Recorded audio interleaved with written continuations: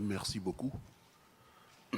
Avant toute chose, au nom de la délégation du FLNKS, que j'ai le privilège et l'honneur de représenter, permettez-moi de m'adresser aux membres et au président, M. Abbas Abassov, du groupe d'initiative de Bakou, aux représentants du gouvernement azerbaïdjanais, à M. le président du grand mouvement des pays non alignés, pour dire nos remerciements et notre respect pour l'invitation qui nous a été adressée et pour l'accueil chaleureux qui a été manifesté à notre égard depuis notre arrivée. Je voudrais aussi saluer et adresser les mots de respect à toutes les délégations ici présentes, venues des différentes parties du monde, pour répondre favorablement à l'invitation du groupe d'initiative de Bakou. Merci beaucoup. Nous avons été invités par le groupe d'initiative de Bakou pour partager avec vous l'expérience des injustices et des atteintes aux droits de l'homme vécues en Nouvelle-Calédonie. Pour notre part, nous sommes à plusieurs là à intervenir, pour notre part, l'injustice majeure est celle qui découle de la colonisation de notre pays par l'État colonial français que nous voulons vous présenter très succinctement dans ces grandes lignes historiques. Il y a 8 grandes lignes que j'ai décidé de relever et je vais les citer, donc ces 8 grandes lignes. Donc la première, depuis le 24 septembre 1853 jusqu'à nos jours, au nom du respect du droit des peuples à disposer d'eux-mêmes, le peuple kanak n'a jamais accepté et n'acceptera jamais la colonisation de son pays par l'État français. Il n'a cessé de combattre et a laissé beaucoup de vies humaines pour un petit pays sur le plan démographique. Je vous donne quelques dates historiques où il y a eu cette bataille qui montrent qu'on s'est opposé. En 1878, la révolte du grand chef Ataï qui va lui-même être décapité. En 1917, la révolte d'un autre grand chef, du grand chef Noël, lui-même tué. En 1981, l'assassinat d'un dirigeant politique du peuple kanak. En 1984, le guet-apens de Tiendanit qui a provoqué 10 morts sans suite pour les acteurs de l'embuscade. En 1985, les assassinats d'Éloi Machoro, de Marcel Nonaro, puis de Zongo Célestin. En 1988, l'assaut de la grotte de Diaï qui a provoqué 19 morts. En 1989, l'assassinat de Jean-Marie Tchibaou et de Yewene Yewene, 2 dirigeants du FLNKS. En 2000, l'accident douteux de l'hélicoptère transportant Pidjo Raphaël, PDG de la Sofinor. Je vais ouvrir une parenthèse ici, parce qu'on sort beaucoup de chiffres. Depuis tout à l'heure, j'entends des chiffres. Mais il faut mettre les chiffres à leur échelle. Il faut les mettre à leur échelle. Nous sommes un tout petit pays. Et quand on dit qu'il y a un mort, ce n'est pas toujours le même équivalent en France ou dans d'autres pays. Je donne rapidement un exemple. Quand je dis qu'il y a eu 10 morts dans l'embuscade de Tiadanit, eh bien, selon les calculs, si on applique les règles mathématiques, eh bien, nos 10 morts correspondent à 2000 personnes. Parce que nous ne sommes qu'un tout petit pays. Je referme la parenthèse. Je dis ça parce qu'on a une tendance à vouloir comparer les chiffres. Voilà. Je continue le deuxième point. J'avais dit il y avait 8 points, donc je suis sur le deuxième. Le deuxième point, c'est la colonisation de notre pays se manifeste aussi et surtout par le bâillonnement de notre peuple, par des vagues d'immigration massive. De ce fait, des projets d'avenir ont été posés sur la base d'une démocratie artificielle pour réduire et écraser notre lutte d'indépendance. Troisième aspect, après la Seconde Guerre mondiale, Notre pays figurait dans la première liste des pays à être décolonisés de l'ONU. À notre insu, la France l'a radié de cette liste, arguant que le pays avait déjà les attributs nécessaires et suffisants d'un État indépendant, alors que le peuple kanak, le peuple autochtone de Nouvelle-Calédonie, était privé du droit de voter. Donc c'est quelque part mentir au monde entier. Quatrième point. Beaucoup de pays avaient alors bénéficié de cette grande vague de décolonisation, en comptant parmi eux les pays frères de la Mélanésie. Par leur aide et par le soutien des pays non alignés, notre cas a été réinscrit sur la liste des pays à décoloniser de l'ONU en 1986. Malgré l'opposition farouche de l'État colonial français, qui refusait que le cas soit regardé au nom de la non-ingérence dans les affaires intérieures de la France.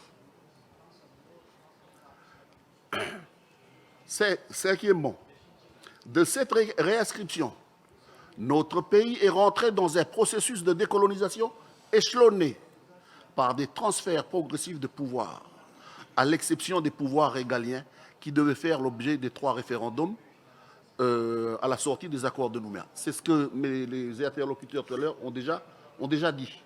Je ne vais pas donner les résultats, mais tout simplement pour dire qu'à l'heure actuelle, nous contestons la validité du 3e référendum. Il a été dit que nous n'avons pas participé et que le taux de participation n'a été que de 43,5%. Comment peut-on appeler ça un référendum? Comment peut-on bâtir une société sur la base d'un référendum à 43%? Donc, je crois que vous avez déjà été saisis par nos collègues qui sont venus au sommet des pays non alignés pour dire et pour dénoncer ce 3e référendum. Donc, je poursuis. Cette non-participation fait suite à l'épidémie du Covid-19 où nos tribus étaient endeuillées. L'État français en a profité pour arracher le non à l'indépendance, pour asseoir un nouveau statut basé sur les 3 noms, alors que les pays frères de la Mélanésie, comme le Forum des îles du Pacifique, avaient contesté la validité du 3e référendum, comme nous-mêmes. On continue à le faire. 6e, je numérote bien parce que je vois que on ne veut pas que les discours soient trop longs. Donc voilà, à l'heure où nous échangeons maintenant, nous continuons de contester la validité de ce 3e référendum et disons avec force que les accords de Nouméa doivent se terminer par un 3e que nous attendons de pied ferme, en disant aussi que toute discussion sur l'avenir institutionnel de notre pays doit avoir comme plateforme minimale les accords de Nouméa. 7e, avant-dernier, le 14 septembre 2023, au retour des discussions de Paris, il nous a été demandé d'examiner et d'apporter des corrections à un document qu'ils appellent un document martyr, élaboré par les loyalistes et l'État français. Ce document est posé sur le non à l'indépendance. Notre mouvement avait jugé que le projet est une stratégie pour enlever nos acquis et stopper notre lutte. Nous avons donc dit, lors de la commission exécutive de notre mouvement, que nous rompons les discussions jusqu'à notre prochain congrès, où nos sections de base décideront de l'attitude et de la stratégie à adopter. Nous allons tenir cette réunion là en début novembre. Le 24 septembre, dernier point, donc le 24 septembre 2023, les grands électeurs de Nouvelle-Calédonie décident de sanctionner cette conduite politique portée par le gouvernement français et ses complices locaux, en leur infligeant une défaite historique qui a porté pour la première fois un représentant kanak au Sénat français. Voilà les grandes lignes historiques que je voulais vous montrer. Et maintenant, je vais conclure ma petite intervention. Donc, je conclurai en disant le pari de l'intelligence reste un héritage laissé par nos aînés, qui est une arme efficace face à l'arsenal financier et militaire de l'État impérialiste français. Notre lutte est une lutte d'existence en tant que peuple pour pouvoir continuer de porter notre cause jusqu'à l'accession de notre pays à sa pleine souveraineté. Nous ne prétendons pas être plus intelligents, mais l'intelligence, à notre sens, consiste à soigner la droiture et la noblesse de notre cause face aux tentatives de perversion organisées par le pouvoir colonial pour nous discréditer face au monde et face à nous-mêmes. Elle doit nous interpeller au respect des sacrifices consentis par des États souverains pour porter notre cause sur tous les plans.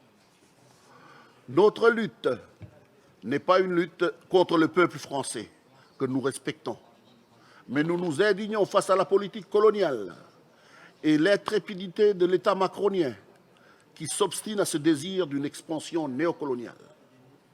Nous continuerons de protéger nos principaux acquis qui restent 1. Notre réinscription, et nous demandons à Azerbaïdjan de nous soutenir là-dessus, notre réinscription sur la liste des pays à décoloniser de l'ONU, qui doit poursuivre une véritable décolonisation. Nous leur demandons de maintenir notre réinscription, de ne pas céder à toute tentative de la part de la France pour nous enlever de la liste. La deuxième chose, c'est la constitutionnalisation des garanties contenues dans les accords de Nouméa, qui ne doit pas faire l'objet d'une pseudo-réforme constitutionnelle qui va déshabiller notre lutte de toute protection juridique de la plus haute importance. Le dernier, le respect du choix de porter notre cas auprès de la Cour internationale de justice. Et c'est là où nous faisons appel aux pays non alignés. Donc, on ne nous prétend pas aux multiples tentatives de séduction de l'État français pour nous mettre contre les pays souverains à qui nous avons demandé de l'aide.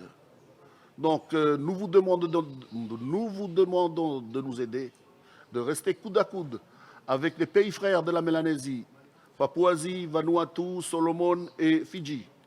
Donc, de continuer à porter notre cas, surtout au niveau des Nations Unies, au niveau de la contestation du troisième référendum. Je termine. La lutte du peuple kanak continue de bénéficier du soutien international des pays non alignés, des États souverains du Pacifique et particulièrement de la Mélanésie. Elle a besoin d'être soutenue dans le monde entier par les organisations, par les peuples et par la mise en place des comités de soutien anticolonialistes et anti-impérialistes qui doivent s'entraider sur tous les plans et particulièrement celui de la formation professionnelle et universitaire. Je termine en disant anticolonialistes et anti-impérialistes du monde entier, unissons-nous. Merci beaucoup.